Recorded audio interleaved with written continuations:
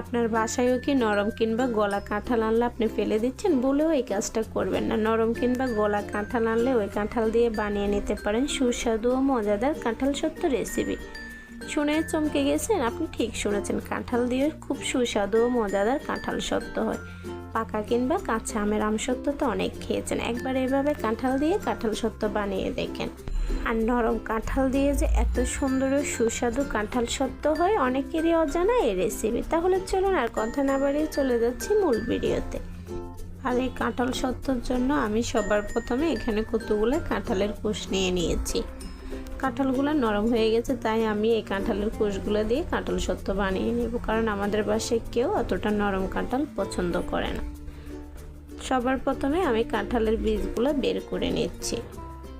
আপনারা চাইলে কাঁঠালগুলো ব্লেন্ডার করেও নিতে পারেন, বা যাদের বাসায় হাতের কাছে ব্লেন্ডার নেই তারা চাইলে যে কোনো একটা চালনিতেও ভালোভাবে কাঁঠালগুলো কচলিয়ে রসটা বের করে নিতে পারেন। আমি কাঁঠালগুলো ব্লেন্ডার করে নিয়েছি, এখন একটা চালনির সাহায্যে এটা ভালোভাবে ছেঁকে নেব। আপনাদের যাদের হাতের কাছে এরকম বড় ধরনের চালনি নেই তারা চাইলে নেটের সাহায্যে এই কাঁঠালটা ছেঁকে আঁশগুলো নিয়ে নিতে পারেন। আবার অনেকে বলতে পারে না ছাকলে কি হবে, কারণ কাঁঠালের মধ্যে এক ধরনের আঁশ ভাব থাকে, ওটা থাকলে কাঁঠাল সত্ত্বটা দেখতে সুন্দর লাগবে না আর জমতেও একটু সময় লাগবে। আমি ভালো করে একটা চামচের সাহায্যে কাঁঠালগুলো ছেঁকে নিচ্ছি। আপনারা যারা আমার সাথে ভিডিও দেখতে দেখতে ভিডিওর এই পর্যায়ে চলে আসছেন, এখন একটা লাইক দেন না, লাইক দিতে ভুলে গেছেন, প্লিজ দয়া করে ছোট্ট একটা লাইক দিয়ে ফুল ভিডিওটা কন্টিনিউ করার অনুরোধ রইল। আশা করি ভিডিওটা আপনাদের কাছে ভালোই লাগবে। আমি কাঁঠালগুলো ভালো করে ছেঁকে নিয়েছি, এখন এর মধ্যে দিয়ে দিচ্ছি 1/3 কাপ চিনি। আমি যে কাঁঠালগুলো নিয়েছি ওগুলো প্রচুর মিষ্টি, তাই আমি চিনিটা কমিয়ে দিয়েছি। আপনারা চাইলে আপনাদের স্বাদ অনুযায়ী আরও কম কিংবা বাড়িয়েও দিতে পারেন। দিয়ে দিলাম 1 চা চামচ লাল মরিচের গুঁড়ো, আর দিয়ে দিলাম 1 চা চামচ লবণ। এখন এখানে দিয়ে দিচ্ছি 1/3 কাপের মতো তেঁতুলের গাঁট। কাঁঠাল সত্ত্বটা তৈরি করার সময় অবশ্যই তেঁতুলের গাঁটটা দিতে হবে। আর এখন এর মধ্যে অ্যাড করে দিচ্ছি আমি 2 চা চামচের মতো ভিনেগার, মানে সাদা সিরকাটা, কারণ কাঁঠাল সত্ত্বটা অনেক দিন ধরে সংরক্ষণ করে রাখবো আমি, তাই ভিনেগারটা অবশ্যই দিতে হবে। আর এই ভিনেগারটা দেওয়ার কারণে কাঁঠাল সত্ত্বটা আপনি ফ্রিজেও রাখার প্রয়োজন হবে না, রুম টেম্পারেচারে রাখতে পারবেন বছর জুড়ে। আর আমি এখন একটা বেসালারের সাহায্যে সবগুলো উপকরণ মিশিয়ে দিচ্ছি। আপনারা চাইলে একটা উইস্ক দিয়েও মিশাতে পারেন কিংবা হাতেও মেশাতে পারেন। আমি সবগুলো উপকরণ ভালো করে মিশিয়ে গ্যাসটা অন করে দিয়েছি, আর এখন অনবরত নেড়ে ছেড়ে এটা জাল করে নেব। কাঁঠালটা কিন্তু এমনিতেই প্রচুর ঘন, অত বেশি জাল করার প্রয়োজন নেই, 3 থেকে 5 মিনিটের মতো জাল করলেই হয়ে যাবে। আর এই কাজটা করার সময় অবশ্যই অনবরত নাড়তে হবে, যদি নাড়া বন্ধ করেন তাহলে নিচে দিয়ে ধরে যাওয়ার সম্ভাবনা থাকবে। আমি খুব ভালো করে নেড়ে ছেড়ে 3 মিনিটের মতো জাল করে নিয়েছি। দেখুন বলক আসতে শুরু করেছে, আর এই পর্যায়ে কিন্তু ভালো করে নেড়ে ছেড়ে দিতে হবে।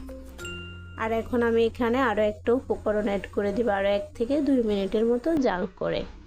যেহেতু এটা আমি কাঁঠাল সত্ত্ব বানাবো, আর যে কোনো কাঁঠাল সত্ত্ব কিংবা আম সত্ত্বতে কিন্তু পাঁচফোড়নটা দিতে হয়। আমি এখন এখানে দিয়ে দিলাম 2 চা চামচের মতো ভাজা পাঁচফোড়নের গুঁড়ো। আবারও ভালোভাবে নেড়ে চেড়ে মিশিয়ে নেব আর বলক তুলে নেব 2 মিনিটের মতো। পাঁচফোড়নের গুঁড়োটা যদি আপনাদের হাতের কাছে না থাকে স্কিপও করতে পারেন, তো পাঁচফোড়নের গুঁড়োটা দিলে খেতে বেশি ভালো লাগে, টেস্টটা ভালো হয়। আমি আরও অনবরত নেড়ে চেড়ে 2 মিনিটের মতো জাল করে নিয়েছি। এই পর্যায়ে আমি গ্যাসটা অফ করে দিয়েছি। আমি আগে থেকে একটা থালির মধ্যে তেল মেখে রেখেছিলাম, আর এখন ওই থালির মধ্যে কাঁঠালের পিউরিগুলো ঢেলে দিয়েছি। গ্যাসটা বন্ধ করার আগেই কিন্তু থালিটা রেডি করে রাখবেন, কারণ যত কাঁঠালের পিউরিটা প্রচুর ঘন হয়, আরও জাল করা হয়েছে, গ্যাস বন্ধ করার সাথে সাথে কিন্তু যেটাতে সত্ত্বটা জমাবেন ওটাতে ঢেলে দিতে হবে, না হলে যে পাতিলে থাকবে ওটাতে জমতে শুরু করে দেবে। আমি কাঁঠাল সত্ত্বটা মোটা করে বসাবো, তাই সবগুলো এই থালিতে ঢেলে দিয়েছি 1 লেয়ার। আপনারা চাইলে এখানে মেলামাইনের প্লেট কিংবা অন্য যে কোনো কিছুতে কাঁঠাল সত্ত্বটা বসাতে পারেন, আরও পাতলা কিংবা মোটাও করতে পারেন। আর এখন উপর থেকে সমান করে দিচ্ছি, আর এখন রোদে শুকাতে দিয়ে দিবা। আপনাদের যাদের বাসায় রোদ দেওয়ার সুবিধা নাই তারা চাইলে এটা ফ্যানের নিচে কিংবা গ্যাসের নিচেও রেখে শুকাতে পারেন, সেই ক্ষেত্রে হয়তো একটু সময়টা বেশি লাগবে। শুকিয়ে গেছে আমার কাঁঠাল সত্ত্বটা। আমি 2 দিন পরে কাঁঠাল সত্ত্বটা এভাবে ধরে উল্টিয়ে দিয়েছিলাম। আমার এই কাঁঠাল সত্যটা শুকাতে প্রায় 7 থেকে 7.5 দিনের মতো সময় লেগেছিল। আপনাদের রোদ অনুযায়ী আরও কম কিংবা বেশিও সময় লাগতে পারে। আমি এর থেকে বেশি শুকাবো না, আপনাদেরকে কেটে দেখিয়ে দিচ্ছি কাঁঠাল সত্যটা দেখতে কতটা সুন্দর ও লোভনীয় হয়েছে, খেতেও হয়েছে দুর্দান্ত। বাসায় একবার হলো এই কাঁঠালের সিজনে কাঁঠাল সত্যটা বানাবেন। আমি আমার পছন্দ মতো শেপ দিয়ে কেটে নিচ্ছি, আপনারা আপনাদের পছন্দ অনুযায়ী যে কোনো শেপেই কাটতে পারেন। দেখুন কাঁঠাল সত্যটা কতটা মোটা হয়েছে আর দেখতে কতটা সুন্দর দেখাচ্ছে, মুখে দিলেই মিলে যায়। এটা এখন শুকনো কাঁচার বয়ামে ভরে সংরক্ষণ করে রাখতে পারেন বছর জুড়ে। রুম টেম্পারেচারও ভালো থাকবে অনেক দিন, আর ফ্রিজে রাখলে তো কোনো কথাই নেই।